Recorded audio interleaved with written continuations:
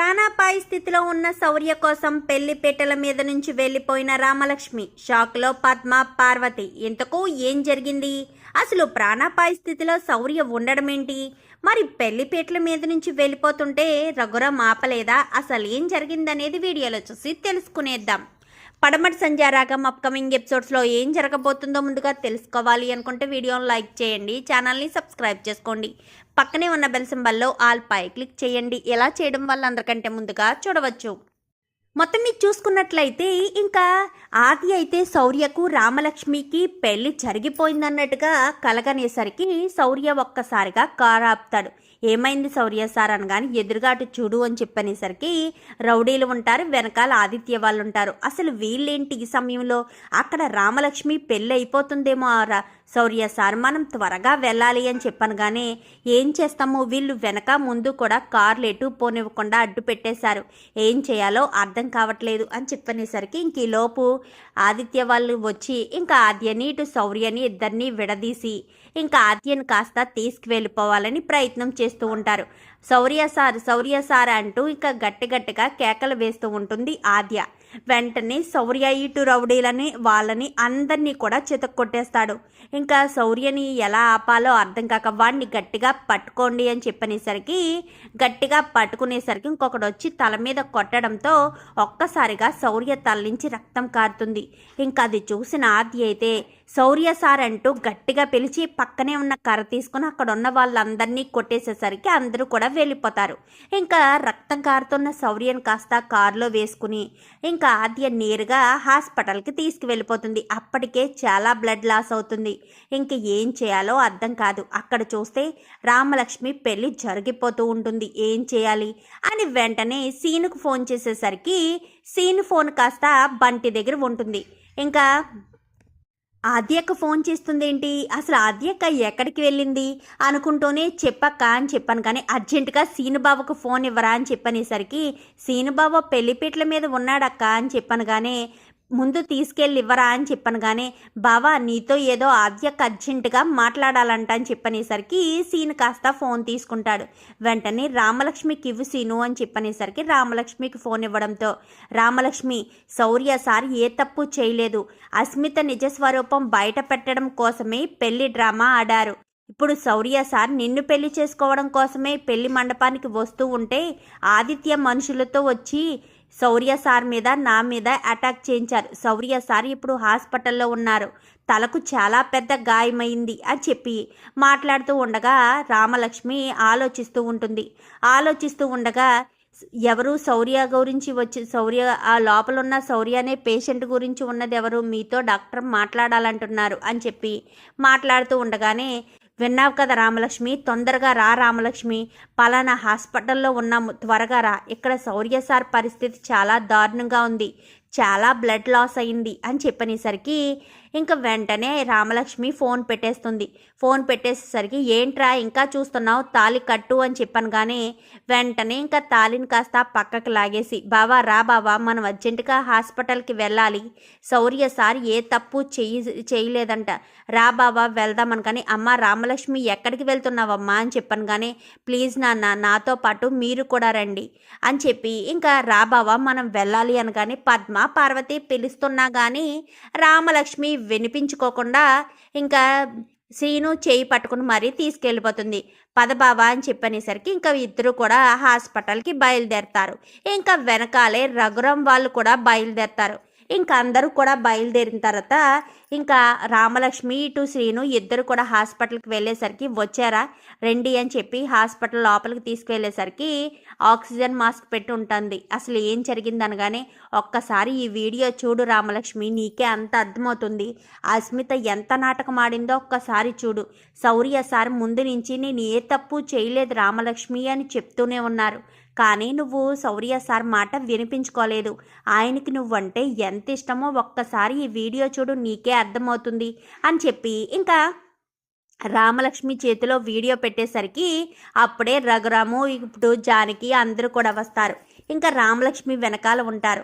ఇంకా వీడియోనైతే ప్లే చేసి చూస్తూ ఉంటుంది. శ్రీను కూడా చూస్తూ ఉండేసరికి ఇంక అందులో అస్మిత వాళ్ళ నాన్న మొత్తం విషయాలన్నీ కూడా చెప్తూ ఉండడం అంతా కూడా వీడియో రికార్డ్ అయింది కదా, అదంతా కూడా చూపించడంతో ఒక్కసారిగా షాక్ అయిపోతుంది రామలక్ష్మి.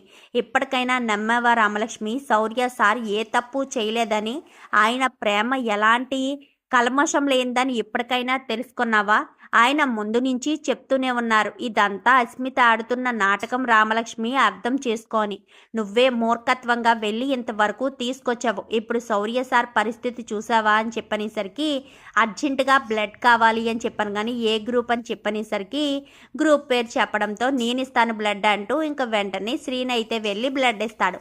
శ్రీను బ్లడ్ ఇచ్చేసరికి ఇంకా బ్లడ్ని కాస్త ఎక్కిస్తారు. నాన్న అంటూ ఇంకా రామలక్ష్మి రఘురామ్ని పట్టుకుంటుంది. బాధపడకమ్మా, శౌర్యకి ఏం కాదులే అని చెప్పి రఘురామ్ అయితే రామలక్ష్మిని ఓదారుస్తూ ఉంటాడు. ఇంకీలోపు ఆదిత్య ఏంటి అసలు ఇదంతా ఎలా జరిగింది అనగానే, ఇదంతా ఆదిత్య వాళ్ళు చేసిన కుట్ర పెద్దనాన్న, నన్ను బలవంతంగా పెళ్లి చేసుకోవాలన్న ఉద్దేశంతో శౌర్య సార్కి ఇంత ప్రమాదం వచ్చేటట్టు చేశారు అని చెప్పి ఇంకా మాట్లాడుతూ ఉండేసరికి లోపల ఉన్న పేషెంటు తాలూకు మీరే కదా, పేషెంట్ స్పృహలోకి వచ్చారు, మీరు లోపలికి వెళ్ళి చూడొచ్చు అని చెప్పాను. కానీ రెండు పెద్దనాన్న అని చెప్పి అందరూ కూడా లోపలికి వెళ్తారు. లోపలికి వెళ్ళిన తర్వాత అందరూ కూడా నన్ను క్షమించండి, నేను ఏ తప్పు చేయలేదు, ఆద్య వీడియో చూపించావనగా నేను వీడియో చూపించాను శౌర్య సార్ అని చెప్పనేసరికి శౌర్య సార్ అని చెప్పి రామలక్ష్మి ముందుకొస్తుంది. నేను తప్పు చేయలేదు రామలక్ష్మి, అసలు నాకు అస్మితకి నాకు ఎలాంటి సంబంధం లేదనగానే, ఇంకా మీరు ఏం చెప్పకండి సార్, నేనంతా వీడియోలో చూశాను, ఆ అస్మిత కావాలని మిమ్మల్ని నన్ను విడదీయడం కోసమే ఎంత కుట్ర చేసిందని నాకు అర్థమైంది, నేను మిమ్మల్ని ఏమీ తప్పు పడట్లేదు శౌర్య సార్, మీరు బాధపడకండి అని చెప్పనేసరికి ఇంకంతా సర్దుకుంది, ఇంకా ఎలాంటి ఇబ్బంది లేదు అని చెప్పి ఇంకా ఆద్య అయితే శౌర్యకు ధైర్యం చెప్తుంది.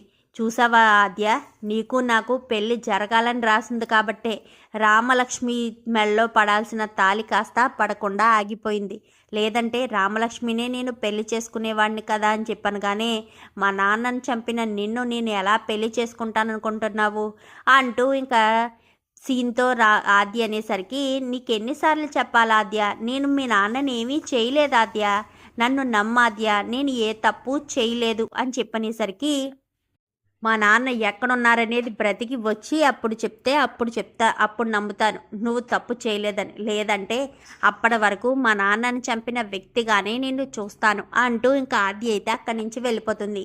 ఇంకా శౌర్య సార్ అంటూ ఇంకా రామలక్ష్మి తెగ ఏడుస్తూ ఉంటుంది. ఎందుకు రామలక్ష్మి, నాకేమీ కాలేదు కదా, ఇప్పుడు నాకంతా బాగానే ఉంది కదా అని చెప్పాను. కానీ ఇదంతా నాకు ముందే తెలుసుంటే బాగుండేది కదా శౌర్య సార్ అని చెప్పాను. కానీ తెలియాల్సిన సమయంలోనే తెలుస్తుంది తప్ప మనం ముందు అనుకుంటే మాత్రం తెలుస్తుందా, ఈరోజు నాకు ఇలా రాసి పెట్టుంది, నువ్వు ఇలా రావాలని ఉంది అని చెప్పనేసరికి, నీకు రక్తం ఇచ్చి కాపాడింది మా బావే సార్ అని చెప్పాను. కానీ అవునా అని చెప్పి శ్రీను రావడంతో థ్యాంక్ యూ శ్రీను అనగానే, అదేంటి శౌర్య సార్ అలా అంటారు, మీరు మా ఇంటికి కాబోయే అల్లుడు అని చెప్పి ఇంకా రఘురామ్ అందరూ కూడా మాట్లాడతారు. ఇంకా శౌర్య కోలుకున్న 2-3 రోజుల తర్వాత మళ్ళీ పంతులు గారితో పెట్టి ముహూర్తం పెట్టిస్తే బాగుంటుందేమో అని చెప్పి జానకి అనగానే, అవును వాళ్ళిద్దరి పెళ్ళి ఆగిపోయింది కాబట్టి శౌర్యకి రామలక్ష్మికి వీలైనంత తొందరగా పెళ్ళి చేసేస్తే ఎలాంటి ఇబ్బంది ఉండదు అని చెప్పి రఘురామ్ కాస్త పెళ్ళికి ముహూర్తాలు పెడతాడు. ఇంక ఈలోపు అస్మిత మళ్ళీ శౌర్య దగ్గరికి వచ్చి బ్రతిమాలే పని చేసేసరికి, ఇంకొకసారి నువ్వు నా ఇంటి గడప తొక్కావంటే మాత్రం నిన్ను పోలీస్ స్టేషన్లో పెట్టించడానికి కూడా వెనకాడను, దయచేసి ఇక్కడి నుంచి వెళ్ళిపో, ఇప్పటి వరకు చేసిన గొడవ చాలు, దయచేసి వెళ్ళిపో, నా జీవితంలోకి అడుగు పెట్టొద్దు అని చెప్పి శౌర్య అయితే అక్కడి నుంచి పంపించేస్తాడు. ఇంకా రామలక్ష్మి అయితే ఇంకా అస్మితని వెళ్తున్నావా లేదా అంటూ గట్టిగా మాట్లాడుతుంది. ఎందుకంటే రామలక్ష్మి కూడా శౌర్యని చూస్తూ అక్కడే ఉంటుంది కాబట్టి. ఇంకా రామలక్ష్మి ఇటు శౌర్య పెళ్ళికి ముహూర్తాలు కూడా పెట్టించేస్తారు. చూద్దాం మరి రాబోయే ఎపిసోడ్స్లో మరి ఇంకా వాళ్ళ పెళ్ళి ఎలాంటి ఆటంకం లేకుండా జరగాలని, ఆద్య శ్రీనుల పెళ్ళి కూడా జరగాలని, ఆద్య వాళ్ళ నాన్న కిషోర్కి ఏ ప్రమాదం లేకుండా శ్రీను ఏ తప్పు చేయలేదని ఆద్య తెలుసుకోవాలని మీరు కూడా కోరుకుంటే వీడియో నచ్చితే లైక్ చేయండి, ఛానల్ని సబ్స్క్రైబ్ చేసుకోండి, పక్కనే ఉన్న బెల్ సింబల్లో ఆల్ పై క్లిక్ చేయండి. ఎలా చేయడం వల్ల అందరికంటే ముందుగా చూడవచ్చు.